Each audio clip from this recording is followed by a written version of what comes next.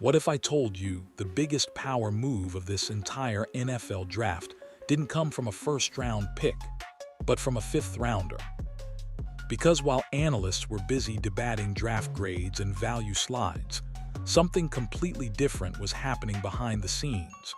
A rookie quarterback, selected 144th overall, quietly started outselling almost everyone in his class. Not just competing, leading, and not by a little. We're talking about Shedeur Sanders, a name that some scouts questioned, some critics doubted, and some fans refused to give up on. The narrative on draft night: he slipped, he fell, teams passed, the hype cooled. But here where it gets interesting.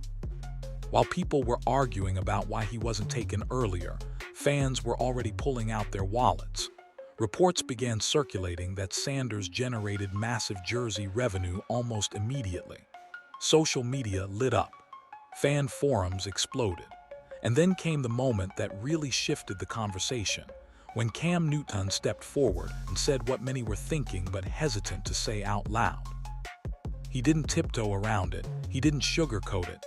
He said Sanders might be the best in the room, a day one starter, a cultural force. Now pause for a second. This isn't normal rookie buzz. This isn't the typical "let's see how he develops" storyline. This feels different, bigger, faster, almost calculated. And it raises a serious question. Did he really fall in the draft, or did the league underestimate what he actually represents? Because when a fifth-round quarterback starts moving merchandise like a franchise icon, and brands reportedly line up before he even takes a meaningful snap, that's not just football anymore. That's leverage. And this might only be the beginning. Here, where the story stops being emotional and starts becoming financial. Within days of the draft, reports began circulating that Shedeur Sanders wasn't just selling well, he was leading the entire rookie class in jersey sales. Not first-round quarterbacks, not the number one overall pick, a fifth-rounder. Let that sit for a second. According to multiple outlets and merchandise trackers, Sanders' jersey quickly climbed to the top of rookie rankings. Some reports even suggested revenue numbers reaching into the tens of millions. Now, while exact figures vary depending on the source, the buzz around a potential $30 million jersey impact created a shockwave across NFL media. And that's when this stopped being just a feel-good underdog story. Because rookies don't usually move like this. Normally, jersey dominance follows playoff wins, Pro Bowl nods, MVP seasons. It takes time, it takes validation, but Sanders didn't wait for permission.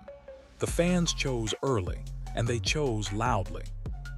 Even more interesting, there was chatter online that some fans were intentionally bypassing official league stores at first, choosing instead to support his direct merchandise platforms after the draft slide. While that's largely social media speculation, it shows something powerful: emotional investment. This wasn't casual support. This felt personal. And when fans get emotionally attached to a narrative, especially one involving perceived disrespect or doubt, spending becomes a statement. Buying a jersey becomes a message. But here's the bigger twist. If fans were moving like this before he even took a regular season snap, what happens if he actually starts winning? Because jersey sales are one thing. Sustained momentum, that's a completely different level. And that's where the conversation takes another turn. Then came the moment that made the entire league pause. It wasn't a random analyst. It wasn't a social media influencer. It was Cam Newton, a former MVP, a number one overall pick, someone who understands exactly what franchise pressure feels like. And he didn't hedge his words. He openly backed Shedeur Sanders, said he could be the best quarterback in the room, said he sees something different, said this isn't normal rookie movement. That matters. Because when a veteran who's lived through the hype machine says, "I've never seen this from a fifth-round pick," that's not casual praise. That's recognition of a shift. Newton didn't just talk about football mechanics. He talked about presence, about culture, about resume, about walking into a building with confidence instead of waiting to earn the right to speak. And that's where things get layered. Quarterbacks are traditionally expected to shrink a little early on, stay quiet, blend in, learn the system. But Sanders came in already carrying a brand, a following, and a narrative that felt bigger than a depth chart. Some love that, some don't. But either way, it forces attention. Newton also pointed towards something deeper, the mindset. The idea that this isn't random confidence. It's cultivated, built over years, prepared for. And when someone who has seen dozens of rookie classes says this energy feels different, teams listen, owners listen, sponsors definitely listen. But here's the twist. Confidence attracts support. It also attracts critics. And that's where the next chapter gets even more interesting. Here, what a lot of people are missing. This didn't start on draft night. It didn't start when jersey numbers began climbing. And it definitely didn't start when Cam Newton gave his cosign. This blueprint was in motion years ago. Because when you talk about Shedeur Sanders, you can't ignore the influence of his father, Deion Sanders. Whether people love it or criticize it, the reality is simple. This family understands branding, leverage, and narrative control better than most franchises. From college to the NFL spotlight, everything has felt intentional. The confidence trained. The media presence sharpened. The comfort under pressure rehearsed long before the cameras arrived. Some critics argue that the prime effect worked against him on draft night, that teams overanalyzed, overcompensated, or didn't want the added spotlight. That's speculation, of course. There's no confirmed evidence of that being the reason. But the conversation existed, and it was loud. Still, here's the irony. If teams were hesitant because of the spotlight, that same spotlight is now generating massive attention, revenue, and engagement. That's not accidental. The Sanders brand has always been about walking into rooms like you belong there, not asking, not waiting, not shrinking. And in today's NFL, where brand value matters almost as much as box scores, that's powerful. But here, where things escalate. Because confidence and cultural momentum are one thing. Corporate validation, that's another level entirely. And that's exactly what happened next. Then the conversation went from impressive to unbelievable. Because reports started circulating that Shedeur Sanders didn't just land a standard rookie endorsement. Rumors claim he secured a deal with Nike worth around $125 million before even taking a meaningful NFL snap. Now pause. To be clear, these figures are based on circulating reports and online discussions. Not all contract details have been publicly confirmed, but the numbers being discussed, massive. And it didn't stop there. Some reports suggest the deal included an active player clause, meaning once he officially stepped onto an NFL field, the value of the agreement could significantly increase, with some claiming it could reach as high as $250 million over several years. Again, these are reported figures, but even the suggestion of numbers like that attached to a fifth-round rookie, that changes perception. Because endorsements at that level aren't handed out on vibes alone. Brands invest based on long-term market projection, cultural relevance, sustainability, audience loyalty, risk evaluation.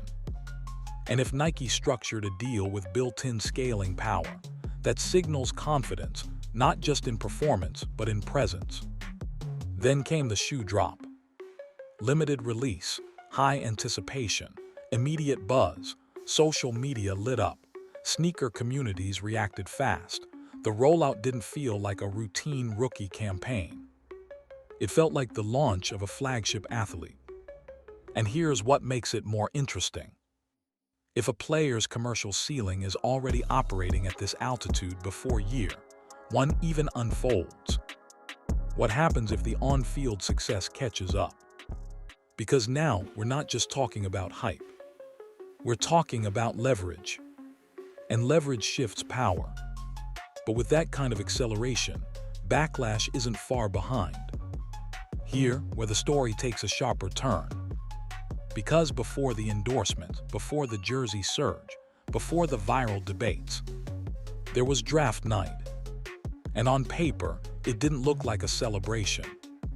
Projected by some analysts to go much earlier, Shedeur Sanders watched round after round pass. Cameras zoomed in. Social media reacted in real time. Questions started flying. Was it mechanics? Was it system concerns? Was it team fit? Or was it something else? Some scouts reportedly questioned parts of his game. Others debated how his college environment translated to the pros. And then there was the unavoidable conversation about the spotlight that follows the Sanders name. None of those claims have been officially confirmed as the reason, but the speculation was everywhere. And when a player slides further than expected, the narrative forms instantly. Overhyped. System quarterback. More brand than ball. But here's the twist nobody predicted. The same draft position that was supposed to lower expectations may have amplified the movement. Because now the story wasn't just about a talented quarterback entering the league. It became about disrespect. It became about proving people wrong. It became personal. Fans rallied harder. Support intensified. The jersey became a statement. Buying it wasn't just about football, it was about backing someone the league may have underestimated. And financially, he didn't look like a fifth rounder. He looked like a headline, which raises a serious question. Did teams draft based purely on evaluation, or did they underestimate the market side of modern quarterbacks?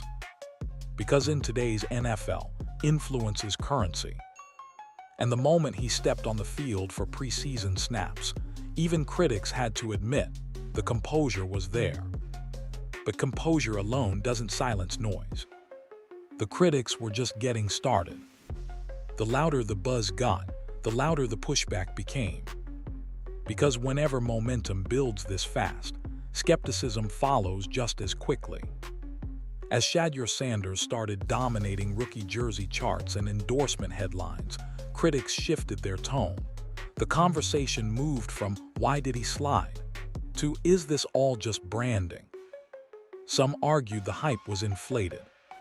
Some claimed the spotlight was doing more work than the playbook. Others questioned whether the business success was arriving too early. But here, what changed the temperature?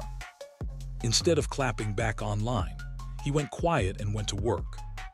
Videos surfaced of off-season training sessions, clips of him grinding on hills, extra reps, controlled mechanics, focused demeanor, no theatrics, just preparation. That doesn't trend as easily as controversy, but it builds credibility. And that's the part that makes this story layered. Because the movement around him isn't just built on highlight clips or marketing campaigns. It's built on belief. Belief from fans who have followed his college rise. Belief from veterans like Cam Newton who recognize the composure. And belief from brands willing to attach serious capital to his future. Still, the debate hasn't disappeared. Some observers say the expectations are now dangerously high. When commercial success races ahead of on-field resume, pressure multiplies. Every throw gets dissected. Every mistake gets amplified. And that's where this becomes fascinating. Because if he thrives under that microscope, the narrative flips permanently. But if he stumbles, the same spotlight that elevated him could intensify criticism. That tension, that edge, is what makes this moment different. This isn't just a rookie trying to win a starting job. This is a player navigating cultural influence, corporate investment, fan loyalty, and football development, all at once. And if this is how year one looks before a full season even unfolds, year three could completely reshape the quarterback blueprint. 8. The bigger picture, a new NFL blueprint. Next, step back for a second. Remove the draft debates. Ignore the endorsement numbers. Forget the social media noise. What's really happening here? For years, the NFL followed a predictable pattern. Get drafted high, prove yourself slowly, win games, then and only then become a brand. But Shedeur Sanders flipped that order. He entered the league already operating like a franchise asset. Cultural relevance before playoff relevance. Market gravity before long-term resume. Confidence without waiting for validation. And whether people are comfortable admitting it or not, that changes things. Because if a fifth-round quarterback can generate this level of engagement before becoming a full-time starter, front offices will start paying attention differently. Owners will start thinking differently. Brands will definitely evaluate rookies differently. This isn't just about football mechanics anymore. It's about leverage. It's about narrative control. It's about understanding that in the modern NFL economy, identity can move markets just as much as touchdowns. And that doesn't mean performance doesn't matter. It absolutely does. Eventually, the scoreboard speaks louder than the sneaker drop.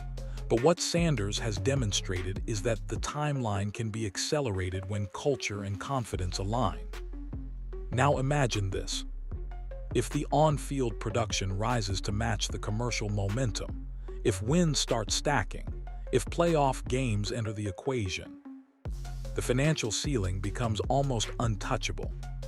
But there's also risk. Because expectations at this level aren't ordinary. When you're treated like a franchise face early, you're judged like one early. The margin for error shrinks. And that's what makes this chapter so compelling. We're not just watching a rookie season unfold. We're watching a potential shift in how quarterbacks enter the league. A fifth-round pick commanding first overall attention. A rookie negotiating like a veteran. A brand forming in real time.